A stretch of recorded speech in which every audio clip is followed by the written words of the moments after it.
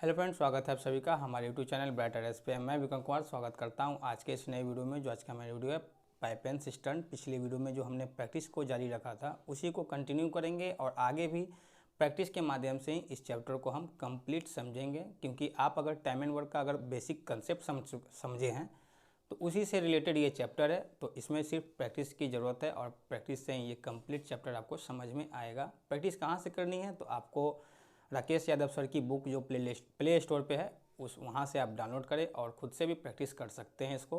अगर नहीं मिल रहा है बुक तो हम इसके लिंक डिस्क्रिप्शन में डाल दिए हैं, वहाँ से आप जाकर डाउनलोड करेंगे। तो चलिए हम प्रैक्टिस का पहला प्रश्न देखते हैं। तो हमारे पास जो पहला प्रश्न है जिसमें लिखा गया है कि डी व्यास वाले एक पाइप है और उससे अगर पानी को निकाला जाता है, टैंक को खाली किया जाता है तो 40 मिनट लगते हैं टैंक को खाली होने में। अगर डायमीटर को हम दोगुना कर देंगे तब कितना समय लगेगा, ये प्रश्न में पूछा गया। तो हमारे पास एक पाइप है जो डी डायमीटर का है, ठीक है, डायमीटर इसका डी है और 40 मिनट लगते हैं टैंक को खाली होने में।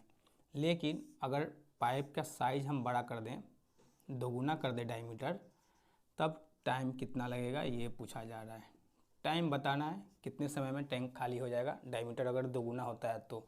जब भी ऐसे प्रश्न आएगा पाइप वाले जिसमें व्यास की जिक्र हो तो आप सबसे पहले इस पाइप का एरिया देखेंगे, इस कितने बड़ा इसका एरिया है। तो एरिया निकालने के लिए हम क्या करेंगे, रेडियस की जानकारी होनी चाहिए। तो रेडियस क्या होगा, डायमीटर का आधा, और यहाँ पे रेडियस क्या होगा, डी होगा। दोनों का एरिया हमें देखना ज़रूरी है। तो इसका अगर एरिया देखें तो पाई आर स्क्वायर की जगह पे डी स्क्वायर बटा 4 होगा, और यहाँ इसका एरिया अगर हम देखें तो पाई और डी स्क्वायर होगा। तो ये पाई से ये पाई चला जाएगा और डी स्क्वायर से ये डी स्क्वायर चला जाएगा।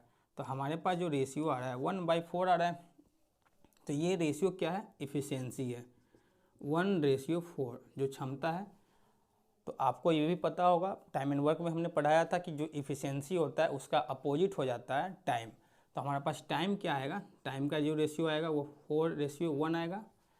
तो अब हमारे पास क्या बोला जा रहा है कि अगर हम डी व्यास वाले से अगर हम पानी को निकालते हैं तो 40 मिनट लगता है। तो डी व्यास वाले अगर की क्षमता देखें तो 1 है और 4 यूनिट का टाइम लग रहा है। तो ये 4 किसके बराबर हो जाएगा, 40 के बराबर होगा। तो 4 = 40। तो हमारे पास अगर व्यास दोगुना हो जाएगा तो समय कितना लग रहा है, 1 यूनिट का लग रहा है। तो 1 किसके बराबर, तो 4 से जाएगा ये 10 मिनट आएगा। और ये हमारे पास ऑप्शन बी इसका सही आंसर है। जब भी व्यास वाले प्रश्न आएंगे तो एरिया का रेशियो देखना है। जो भी एरिया आएगा वो इफ़िशियंसी आएगा, क्षमता दिखाएगा। अपोजिट होगा तो टाइम रेशियो हो जाएगा, और जिससे इक्वल करना है फिर उसके बाद हम आंसर तक पहुंच सकते हैं और हमारा ऑप्शन बी आ जाएगा। सेम क्वेश्चन इसी तरह से दूसरा प्रश्न है, आप इसको वीडियो को रोकेंगे और बनाने का प्रयास करेंगे।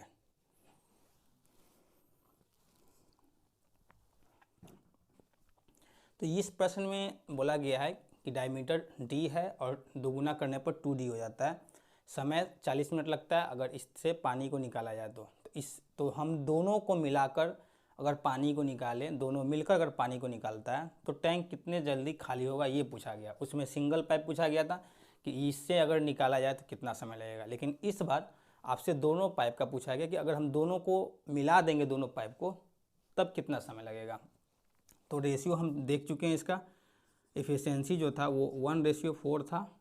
तो टाइम कितना आएगा, टाइम का जो रेशियो आएगा वो 4:1 आएगा।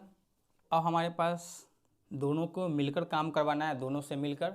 तो सबसे पहले तो अगर दोनों से मिलकर काम करवाना है तो काम जानकारी होनी चाहिए कि कितने काम है, बाकी कितना काम है। तो अगर ये 40 मिनट ले रहा है डी व्यास वाले, तो हम देख रहे हैं ना 40 मिनट वाला का इफ़िशियंसी 1 है। तो टोटल वर्क तो हमारे पास ये हो गया टोटल वर्क, क्योंकि 40 मिनट और ये क्षमता टोटल वर्क होता है, टाइम एंड वर्क में बताया था हमने। और इतने सारे वर्क को दोनों मिलकर करेंगे, ये दोनों मिलकर करेंगे तो आएगा 5, और 5 से ये जाएगा तो आएगा 8 मिनट। मतलब 8 मिनट लगेंगे दोनों से मिलकर काम करने में, जो टंकी को खाली करेगा। और ऑप्शन ए इसका सही आंसर है। तो करना क्या था आप अच्छी तरह समझेंगे। रेशियो निकालना था इफ़िशियंसी निकालने के बाद टाइम का रेशियो निकला। टाइम का रेशियो निकालने के बाद आप यहाँ पे देखें कि हमसे पूछा गया था कि दोनों से मिलकर काम करवाना है।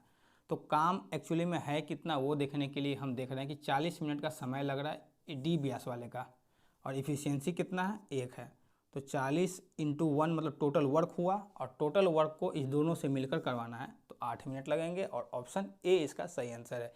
उम्मीद है प्रश्न आपको समझ में आ गया होगा। एक बार आप खुद से इसको प्रैक्टिस ज़रूर करेंगे घर पे। नेक्स्ट प्रश्न आपके सामने जो MDH के कंसेप्ट पे है, टाइम एंड वर्क में आपने पढ़ा है इसको, जिसमें लिखा गया कि 12 पंप 6 घंटे काम करके 15 दिनों में किसी जलाशय को खाली कर सकता है। तो आपसे पूछा गया कि हम ऐसे कितने पंप लगाएं, एक्स लगाएंगे, पंप की संख्या नहीं पता है, कितने पंप लगाएं जो 9 घंटे काम करके 12 दिनों में जलाशय को खाली कर सकता है। तो हमारे पास जो कंडीशन है ये MDH का है। तो हम देख रहे हैं कि ये 12 से ये 12 चला जाएगा, और 3 से जाएगा ये 3 टाइम है, 3 से जाएगा ये 5 टाइम है, और ये 3 से जाएगा ये 2 टाइम है। एक्स बराबर क्या आया 10, मतलब हमें 10 पंप की ज़रूरत होगी जो 9 घंटे प्रतिदिन और 12 दिनों तक काम करेंगे तो जलाशय खाली हो जाएगा। और इस प्रकार से जो हमारे पास ऑप्शन है, ऑप्शन सी इसका सही आंसर है। नेक्स्ट प्रश्न आपके सामने जिसमें लिखा गया है टंकी की तली में छेद होने के कारण एक नल किसी टंकी को भरने में 36 घंटे लगते हैं। उसके बाद बोला गया जबकि छेद की जो क्षमता है वो नल से आधी है। तो नल से आधी है मतलब अगर नल की क्षमता अगर 2 होगा तो लीकेज वाली जो नल होगा, रिसाव वाली नल, उसकी 1 होगा क्षमता, क्योंकि नल से आधी है लीकेज वाली की। तो नल से अगर आधी है तो नल अगर 2 यूनिट काम करेगा तो रिसाव वाला 1 यूनिट काम करेगा। ये इफ़िशियंसी को दिखा रहा है। इफ़िशियंसी का उल्टा क्या होता है, टाइम होता है। तो टाइम जो लगेगा 1:2 लगेगा। और हमसे बोला गया प्रश्न में कि 36 घंटे ज़्यादा लगते हैं। तो हम देख रहे हैं कि कितना घंटा ज़्यादा लग रहा है, 1 घंटे लग रहे हैं ज़्यादा। रिसाव होने के कारण 1 ही घंटा ज़्यादा लग रहा है, और ये 1 घंटा उस प्रश्न में जो 36 घंटे दिए हुए उसके बराबर हो जाएगा। तो आपसे जो पूछा गया कि सही समय क्या है टंकी में पानी को भरने के लिए, तो टंकी में पानी भरने के लिए सही समय तो यही था ना, 1 ही यूनिट था। तो 1 बराबर 36 घंटा, मतलब 36 घंटे लगते पानी को टैंक को फुल करने में। और हमारे पास ए ऑप्शन सही है। उम्मीद है प्रश्न समझ में आ गया होगा। जो भी प्रश्न बता रहे हैं एक बार खुद से आप प्रैक्टिस जरूर इसको करेंगे। तो आते हैं 5वें प्रश्न पे, और हमारे पास जो लिखा हुआ है कि ए और बी एक साथ मिलकर 36 मिनट पानी को भर सकते हैं। तो मान लेते हैं ए और बी की इफ़िशियंसी यही है, और टाइम जो लग रहा है 36 मिनट लग रहा है। तो ये टोटल वर्क हो गया। और अब बोला जा रहा है कि बी जो है वो 30 मिनट तक ही काम करते हैं। तो 30 मिनट में अगर बी ने जो काम किया उसमें से टोटल वर्क है ये, और इसमें से हम बी का अगर काम को निकाल लेंगे तो बचेगा किसका काम, ए का जो काम है वो बचा हुआ है। और ए ने जो जितना भी काम बचा हुआ है उसको करने में 40 मिनट लगाता है पूरे काम को कंप्लीट करने में। तो हमसे जो पूछा गया है कि अकेला बी कितने समय में काम को समाप्त करेगा। तो जो भी है सबसे पहले तो दोनों की इफ़िशियंसी निकालना ज़रूरी है। तो हम यहाँ पे देख रहे हैं 36A प्लस ये 36B हो जाएगा, और इसमें से 30B माइनस हो जाएगा। तो हमारे पास आएगा 6B बराबर 40A। तो ये 36A उधर चला जाएगा, तो 6B बराबर 4A। तो A और B का जो एफिशिएंसी आ गया हमारे पास 6:4 आ गया, ये एफिशिएंसी है। आपको एफिशिएंसी कैसे निकालना है आपको समझ में आ गया होगा।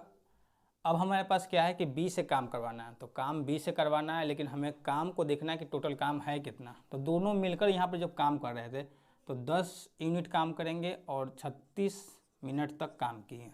तो टोटल वर्क हुआ ये, और ये टोटल वर्क को सिर्फ बी से करवाना है। तो 4 से करेंगे तो 9, मतलब 90 मिनट लगेंगे काम को समाप्त करने में। जो भी प्रश्न था सबसे पहले इसमें एफिशिएंसी को जानना ज़रूरी था। तो हमने देखा कि टोटल वही वर्क हो गया, यहाँ से लेके यहाँ तक ये टोटल वर्क को दिखा रहा है। और ये टोटल वर्क में से आधे घंटे जो बी ने काम किया उसको हटा दिया, निकाल दिया गया काम को। तो बचा हुआ काम जो है वो ए का था, और ए जो है इतने सारे काम को 40 मिनट लगाते हैं काम को करने में। सारे को सॉल्व करने के बाद हमें एफिशिएंसी मालूम चल चुका है कि 6:4 होगा। उसके बाद हम देखें टोटल वर्क के बाद हम जिससे काम करवाना था उससे हम डिवाइड किए और 90 मिनट आया, और 90 मिनट आया तो ऑप्शन डी इसका सही आंसर है। उम्मीद है प्रश्न आपको समझ में आ गया होगा।